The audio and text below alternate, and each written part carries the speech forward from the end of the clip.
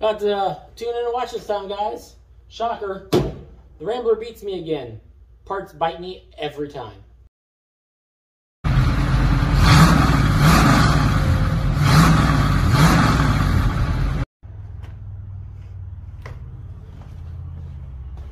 Alright, today guys, we are going to attempt to get these brakes finally done. As you can see, I've got this side back together. It now has a new brake line, new brake hose, new wheel cylinder, and I repacked everything while I was in there. Seems to be turning okay. Everything seems to be working good in this corner. I haven't bled it yet, so fingers crossed that goes okay. And we will see how it goes. But I didn't do this one on camera because I wanted to make sure I did it right. The other one I'm going to show you guys me doing it. Alright, let's get at it. See how hard this cap's going to be to get off.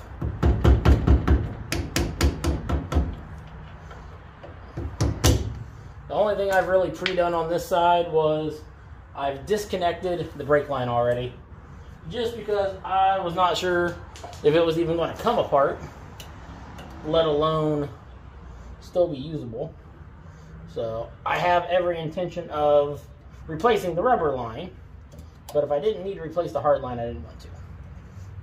Well, this is one tough cotter pin. She does not want to bend. Hear that? Maybe it's my, I don't know. Well, maybe it's just my crappy pliers. Harbor Freight for the win.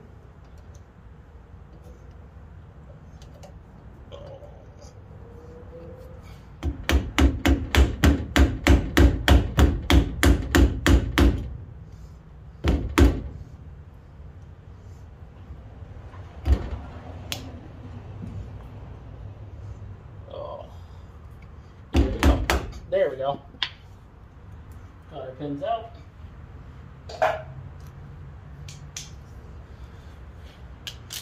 Now, as I discovered on the other side, let's see how hard this one's going to be to get off. Oh, wow, that was super loose. That makes me question how tight maybe I have the other side too tight. Then again, this thing's so locked up, it's hard to tell.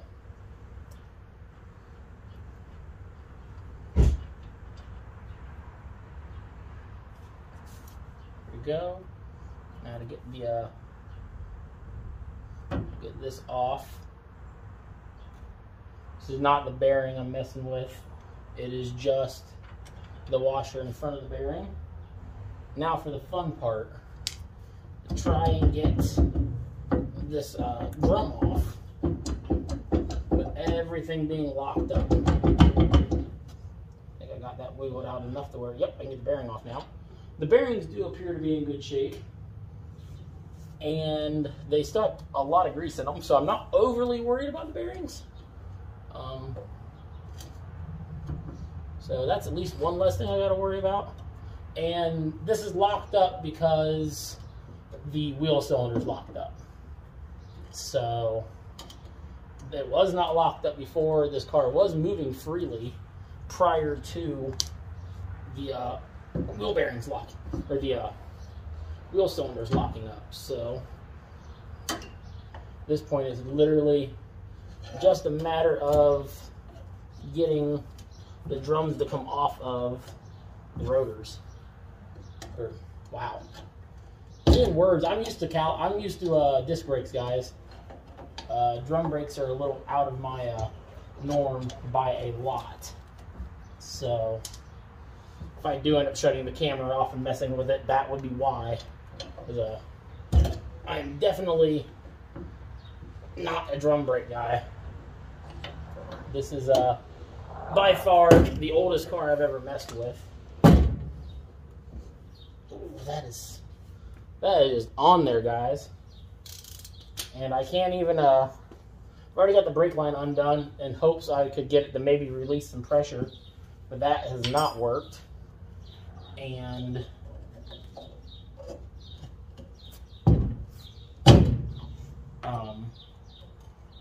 I can't get into the adjuster to try to back anything off either. I've tried that too. So So I tried a few things off camera prior to being on camera, just to try and make life a little easier.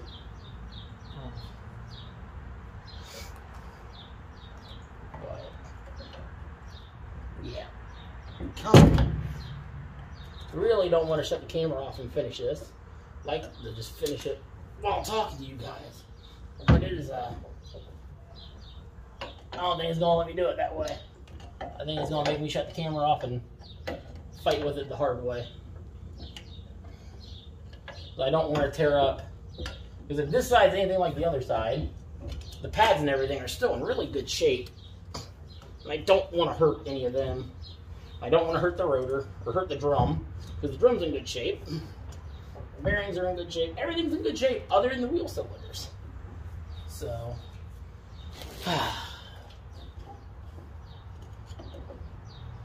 might just have to cut my losses here and do this with the camera off. Oh, we're so close though. I don't even want to use a different hammer because I don't want to run the risk of hurting anything.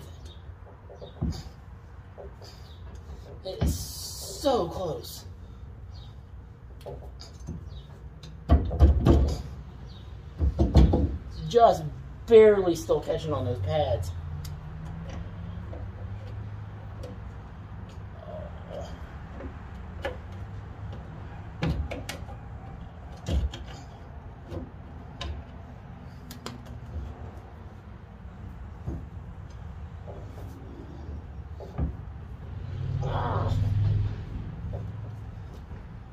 Alright guys, I'm going to shut this off and get this off. Alright guys, I got that off.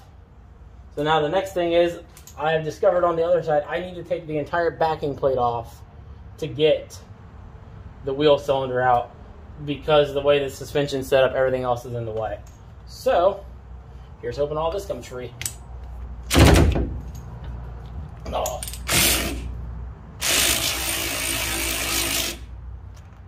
I know it's noisy, but I love my power ratchet. Makes life so much easier.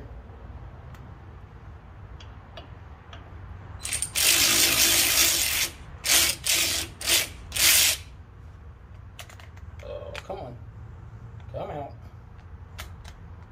Alright, we're going to go back on a little bit. Or not.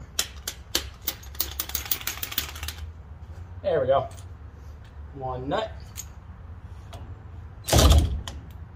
Wrong way. Ah.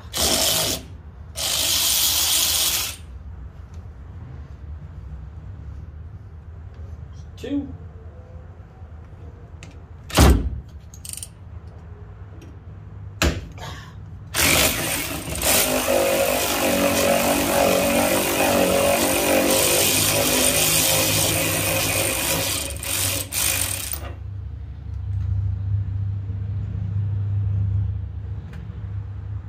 So I don't know if I for sure have to do it this way.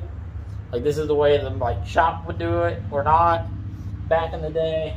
But from what I discovered on the other side, right or wrong, it seems to be the easiest way for me to do it. So, all right, guess I'm standing up for this one. She's got a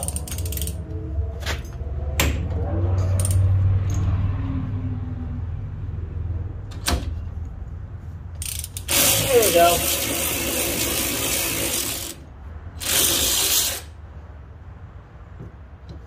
And 3.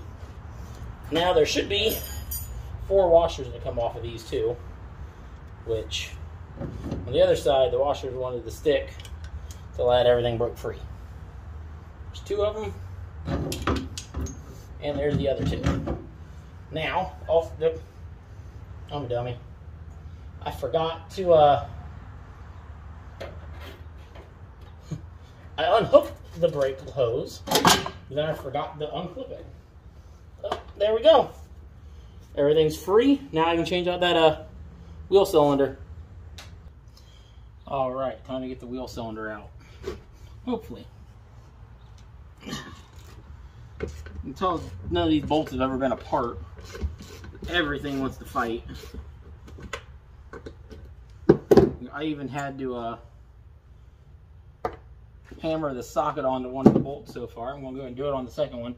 There's so much crap laying around them that they don't want to go on otherwise. This is the reason why I couldn't do it on the car either, because I couldn't get anything on or into it to do it.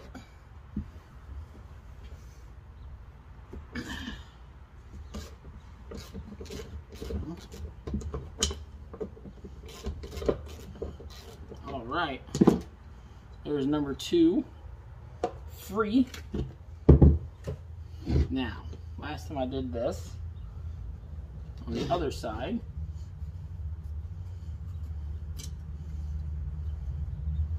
can I get this out without actually taking everything completely apart?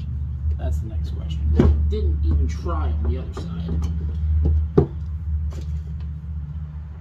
I ended up putting it back together on this side without having the entire wheel cylinder out of it, or out the entire brake system apart, I should say.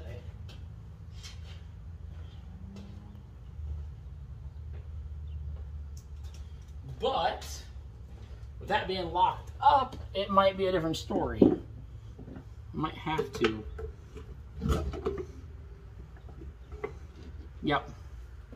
Just going to undo some of it just to not have the fight as much.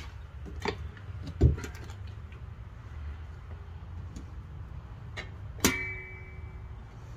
will this side come out easier? Nope.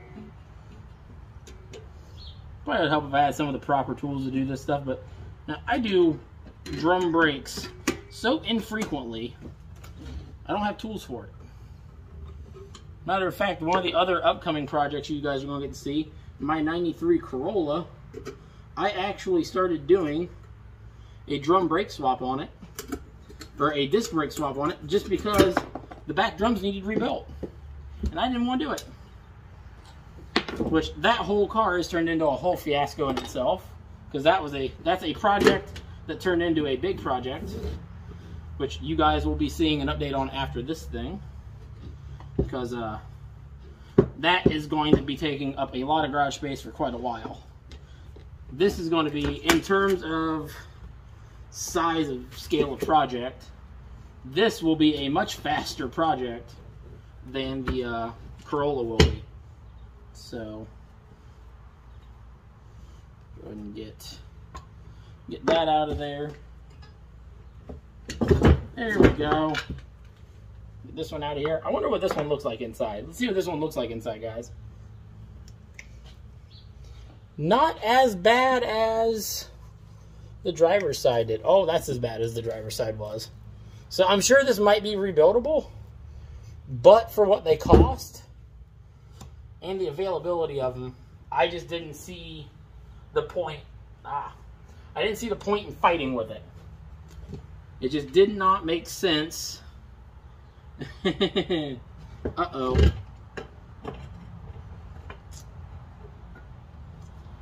This one's not right. That creates a problem. That is most definitely not the same wheel cylinder. Well, that's going to be fun to figure out, guys. I bet this is a... Well, guys, as you can see, I should have checked the parts better before I even started. That is completely the wrong one. So, and the bleeder is snapped off in this one, so even if I could get it cleaned up, freed up, and use it, it's still no good. So, unfortunately, this now makes video 4 on these, or video 3 at least on these brakes, that I can't get them done. This is getting very frustrating and very upsetting. So, hopefully,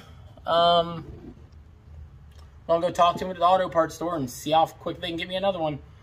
This one took them a week to get, and unfortunately, it seems like it was packaged wrong because the part number on the package is correct, from what I remember, and they're in sequence. So this has got to be a repack part that someone put in the wrong bag. Sucks, it's unfortunate, but I get those things happen. Guess I just gotta go talk to them and see what I can figure out. The one upside to all this, at least, gives me a minute to drive the convertible. So I need to go through and do a video. Matter of fact, that might be the rest of this video. Go through and talk about the rest of the cars with you guys, so you guys know some of the other projects and other things we got going on. Oh man, it put leaves in my seat. Hang on. All right, leaves out of the seat, or needles out of the seat, I should say. Old vert fired up. And we're gonna get ready to head down to the auto parts store. But like I said, I think this video is gonna go from being a work video to more of a, about some of the other projects and stuff, some of the other cars. Show you guys what we got going on, so you know what's coming up and what to expect in the near future. All right, time to drive to the store. Not driving on the phone at the same time. All right, as I thought, guys, I can't get a new wheel cylinder till sometime next week. So we are now officially paused on the brakes on the Rambler. So I figured I would take this video now, take a second, and show you guys some of the other projects I got going on. This one, for instance, this is my 93 Corolla. This is the next project you guys will see me working on. As you can see, the back is kind of full of stuff. You can kind of see South Bend race clutch laying down there. Does any of you guys know anything about Corollas? Normally these are 4-lug cars. This one's 5-lug. It's going to have disc brakes front and rear. The brakes on it are off of a 98 Lexus ES 300. As you can see, right now the engine bay is kind of empty and there's no suspension at all. And that is because I'm in the process of, I cleaned up the engine bay, but even though it's covered in leaves right now. Then I repainted the whole subframe and everything, put poly bushings in the subframe that's laying in my garage. This is getting a V6 and a 5-speed swap. So my 2-year-old's giving us a flower. So yeah, this should be a fun car when it's done. And just a matter of getting to it. I've been kind of procrastinating. I started on this car before she was born. The original plan was to bring her home from the hospital in this car, and well, you see how far I've gotten on that. Hopefully, now that I got a little bit of motivation and I'm having some fun filming stuff, I can get to work on this and enjoy it. Yeah, all right. We're going to try to go over to the other shop and see if the Nova's outside. All right, now that we're back from our other little excursions and you guys got to see a little bit of the Nova, here is the 81 Celica convertible. I got this car down in Kentucky. I had been setting for the better part of 13 years, if I remember correctly. And when we picked it up, this whole side was almost green. And this rub mark you see from the tire went from here all the way down through here. And as you can see, I'm still working on getting some of it off the door. So I got a lot of it off. I'm still working on getting some of it off. Otherwise, this car cleaned up very, very well for how it was sitting when we got it. And it is someone's, not to name names, little Miss Skylar here. This is her favorite car to ride in. Hence the reason why her car seat's in it, because anytime she thinks I'm taking off in this and she can go with me, she's in the seat. So, but it is a 22R with a Weber carburetor. No other mods done to it. It's an automatic. Nothing crazy going on there either. Fortune Auto 2-piece 16-inch wheels that are fairly era specific for this car. And then with it being a convertible, that makes it, from my understanding, one of like 900, depending on which company built it. This one, I believe, was done by Griffin Auto Coach or something like that was the name of the company. I don't remember, but there was roughly 3,000 of them total built. And each company built like 900 of them or 1,000. So kind of a rare bird. Then you got the currently dirty daily. This car needs a bath bad, and I haven't had time to do it because I've been doing things like filming instead of cleaning. So this is my 2020 Toyota 86 Hakone edition. Not really. This will probably be about one of the only times you guys really see this car on the channel, because I don't have many plans to do much to it. I just kind of enjoy it for what it is. It's got aftermarket wheels on it, obviously, because the gold and green combo just looks so good together. Then it's got an aftermarket exhaust, front cat delete, strut tower brace, BC coilovers. You know, the basic like day one mods. But it's my daily. I enjoy it the way it is. The coilovers make it ride kind of stiff, but overall it handles great. It's a little dirty inside, but I love the seats. I love the interior in general. It's a 6-speed. Watch out, baby. Watch out, baby. I gotta shut the door. Overall, though, it's just an amazing car to drive.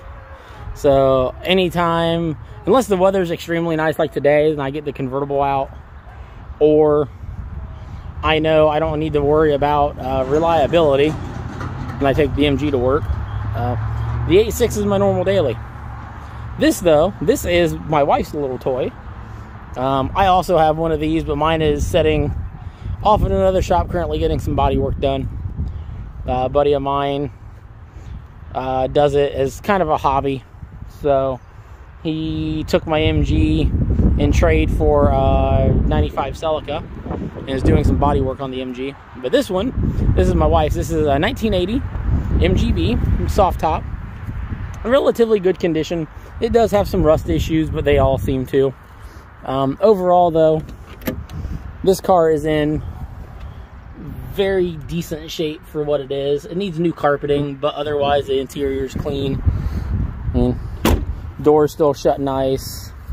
Trunk's in good shape. It's got some dents and some dings. It's not perfect, but if it was perfect, we wouldn't like driving it as much. Right now, with the way it is, I can drive it to work. She can drive it to work, gets a door ding.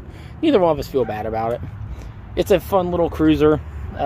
You guys will be seeing some more of this thing on the channel because it needs some little odds and ends done to it. Like right now, it's due for a valve adjustment. My 2-year-old's being cranky because I keep walking around, so she's tired of following me. Needs a valve adjustment. I need to fix the mirror because the mirror fell off over the winter. Some other little odds and ends things. I question how good the alternator's still working. I would like to do some rust repair on it. No, just nothing crazy. Just little fixes. If I can talk her into it, I'd like to lower it down to the height of about the same height as my 70, which basically just eats up the wheel well gap a little bit. Nothing crazy.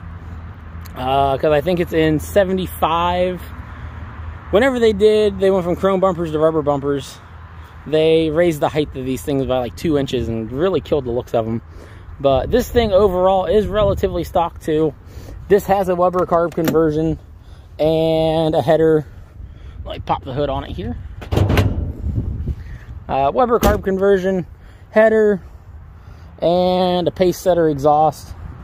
Some of that was done out of want, some of it was done out of necessity. The old single barrel SU style, or the old big single SU carburetor, or SU style carburetor that was on it sucked, and the thing never ran right. You could either tune it and get it to run decent in town, or you could tune it and get it to run decent outside of town. There was no in between. The Weber has pretty much fixed that, along with giving it a little bit of an ignition tune-up. But in order to do the Weber, I needed to change the intake. And on the 80s, the intake and the exhaust manifold are one piece on this car. So I had to change both. So header became necessity, and the exhaust was in bad shape. So doing a pace setter exhaust on it just made sense because it sounds good. Hangs a little lower than I'd like at the back, but I mean, it is what it is. it's a good sounding little car for what it is. But those are the projects that are here that I can show you. Unfortunately, I don't think we're going to get any more work done today. As much as I would like to, it just doesn't seem feasible. So yeah, we'll go back into the garage and we'll talk about that though. Alright guys, as much as I'd like to end this episode on a high note saying, yeah, the brakes work and everything's great, I got bit by parts again. I really need to start checking my parts better before I start filming, I guess. This is the first car I've ever had this many issues with parts on. So it's kind of a new issue for me. But hopefully the next video I'll have the right wheel cylinder in. We'll get the brakes done. We'll get the fuel tank hooked up. Try to give the car a tune up, give it an oil change. Hopefully get it to where we can get it out of the garage. Maybe try to drive it around the block, see how everything acts. Maybe in that time frame I can also find the ball joint that it needs. We'll see, or not the ball joint, the tie rod end that it needs, because it needs a tie rod end. It's bad. But yeah, I'm sorry guys. I wish there was more. That's why I went ahead and just did the show of all the cars.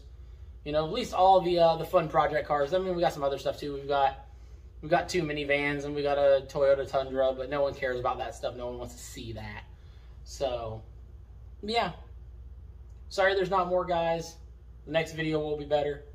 But remember, it's not about the destination, it's about the adventure.